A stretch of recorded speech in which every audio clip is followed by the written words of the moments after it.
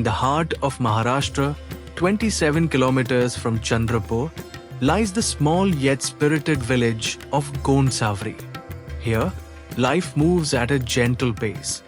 But for the young minds of this village, a revolution is unfolding. In rural India, where opportunities are often limited, a transformative journey has begun.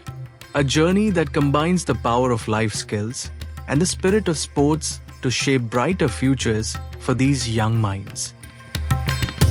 Laureus Sport for Good And Magic Bus has taken the initiative to empower these adolescents, blending life skills with the discipline and teamwork of football. मागच्या 1 वर्षापासून जेव्हा magic बसचा या ठिकाणी programme चालू झाला ते मुलांमध्ये खूप बदल झालेले आहेत, खूप चेंजेस झालेले आहेत आणि ते सर्व सकारात्मक आहेत. मेन म्हणजे विद्यार्थीचे जे एकमेकांसोबत जे भांडण व्हायचे ते भांडण कमी झाले आणि विद्यार्थी जे अभ्यास करायचे नाही, होमवर्क करायचे नाही, परंतु त्या सेशनमध्ये जे ते रिव्ह्यू घेत होते आणि रिव्ह्यूमध्ये जे काही चांगल्या गोष्टी सांगत होते त्याचा इफेक्ट विद्यार्थ्यावर असा पडला की विद्यार्थी एकतर शाळेमध्ये जास्तीत जास्त प्रमाणात त्यांची उपस्थिती वाढली आणि विद्यार्थी अभ्यास करायला लागले, होमवर्क करायला लागले. मॅजिक बसचे काही प्रोग्राम असे होते जसे उदाहरणार्थ स्टडी कॉर्नर, जे विद्यार्थी कधीही आम्ही सांगून वर्षभर स्टडी कॉर्नर ज्यांनी केलेलं नाही त्या विद्यार्थ्यांनी आपापल्या घरी सुंदर असे स्टडी कॉर्नर केलेले आहेत. तर खूप मोठा चांगला हा सकारात्मक बदल आहे.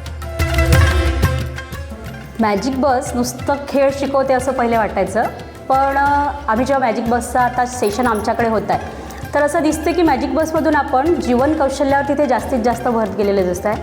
जसं सहयोग, निर्णय घेणे, वाटाघाटी ह्या ज्या गोष्टी आहेत त्या कुठेतरी आधी दिसत नव्हत्या मुलांमध्ये. पथनाट्याचं एकदा गावात आम्हाला पथनाट्य करायचं होतं मॅजिक थ्रू तर्फेच.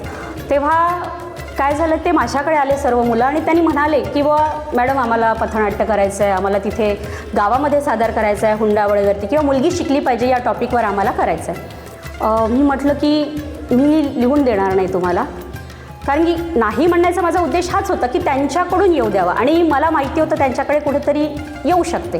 पहिले मुलं घाबरायचे, पण मॅजिक बसमध्ये त्यांना कुठेतरी निर्णय घेण्याची किंवा क्रिएटिव्हिटी, कुठेतरी सर्जनशीलता त्यांच्यात निर्माण झालेली की मीही करू शकतो. त्यांनी एका दिवसात इतकं सुंदर पथनाट्य तयार केलं की गावातल्यांनी तो बघितलाच, आम्ही बघितलं, तिथून खूप सुंदर संदेश गावापर्यंत पोहोचला. The program is more than training. It's a movement to inspire confidence and dreams. Magic बसचा फुटबॉलविषयीचा प्रोग्राम आपल्या शाळेमध्ये सुरू झाला आणि विशेष मला सांगावंसं वाटते की मुली फुटबॉल खेळायला लागल्या. मुलींनी कधीही कल्पना केली नव्हती की आम्ही फुटबॉल खेळणार, कारण त्यांना कधी ते पाहायलाही मिळालं नाही.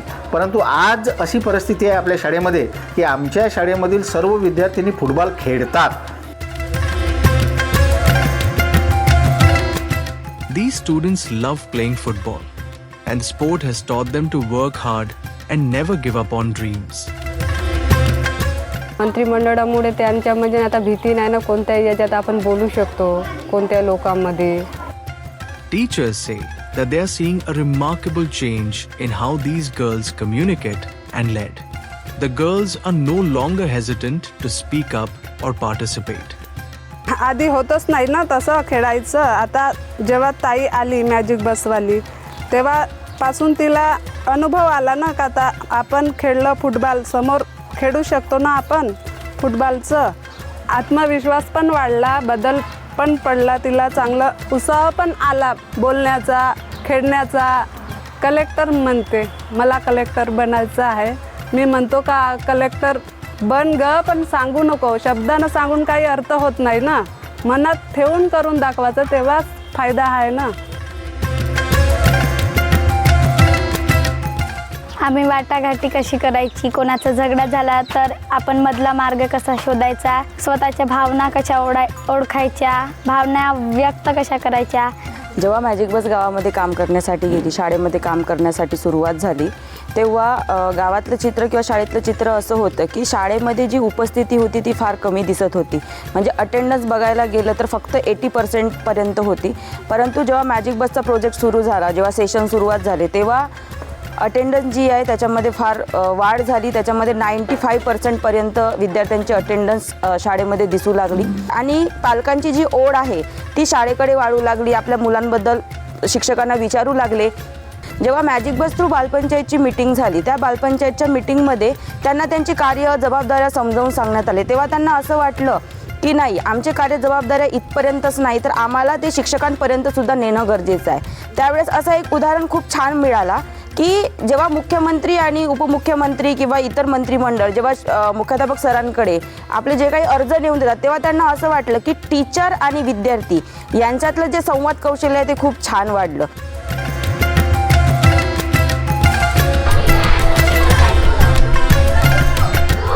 जेव्हा या गावामध्ये मी जेव्हा आलो होतो तेव्हा मी बघितलो का मुली मैदानी खेळ खेळत नव्हते, फक्त मुलंच खेळायचे. आणि यानंतर जेव्हा मॅजिक बस मला उपलब्धी दिली की फुटबॉल कोच म्हणून, तेव्हा मी या शाळेमध्ये आलो आणि या शाळेमध्ये मुलांना शिकवायला लागलो. पण काही मुलं आणि काही मुली म्हणत होते का सर आम्ही का म्हणते एकत्र नाही खेळू शकत, कारण की हे सर्व त्यांच्यामध्ये थोडंसं भेदभाव त्यांनी करत होते. त्यानंतर आम्ही फुटबॉलच्या माध्यमातून आणि मॅजिक बसच्या माध्यमातून आम्ही असं केलं की जे आमच्या मोठी होता मुलांना एकत्र घेऊन आम्हाला पुढे जायचं होतं. आम्ही सर्वांना एकत्र करून खेळत होतो आणि त्याच्यामध्ये खूप चांगला रिस्पॉन्स येऊन लागला. त्याच्यामुळे काय झालं की मुलामध्ये खूप चांगला कॉन्फिडन्स वाढला आणि त्याच्यामध्ये खूप छान खेळायला लागले. Through this initiative, these youngsters are learning teamwork, leadership, communication, and resilience, skills that will help them succeed both on and off the field. These girls are redefining what is possible. Together, we can create a future where every girl has the opportunity to shine. Empower young minds, change the world.